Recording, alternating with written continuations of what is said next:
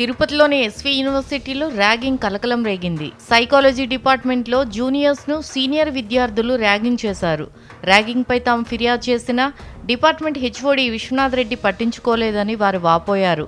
ఆయన పట్టింపు లేనితనం వల్లనే సీనియర్లు రెచ్చిపోయి తమను వేధిస్తున్నారని జూనియర్లు మండిపడ్డారు. ర్యాగింగ్ పై హెచ్ఓడి కామెంట్స్ ను తప్పుపడుతూ ఎస్పీ పీజీఆర్ఎస్ లో వారు ఫిర్యాదు చేశారు.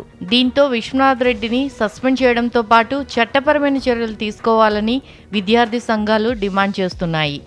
ఇక్కడున్న సైకాలజీ డిపార్ట్మెంట్లో హెచ్ఓడి ఎవరైతే ఉన్నారో వాళ్ళతో పాటు సీనియర్స్ ఎవరైతే ఒక 3-4 స్టూడెంట్స్ ఉన్నారో ఐసీ క్లాసెస్ అనే పేరుతో ఏంటంటే డైరెక్ట్గా హెచ్ఓడినే స్టూడెంట్స్కి మీరు ర్యాగింగ్ చేసుకోవచ్చు అనే పర్మిషన్ అయితే ఇవ్వడం జరిగింది.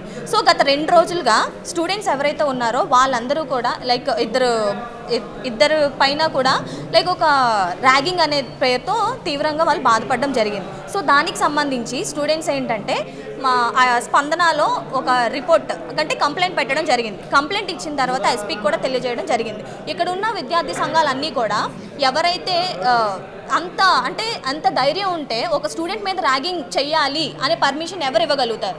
అంటే ఒక ఆడపిల్ల మీద ఎలాంటి భద్రత లేని కాలేజీల్లో మనం చదువుతున్నాం.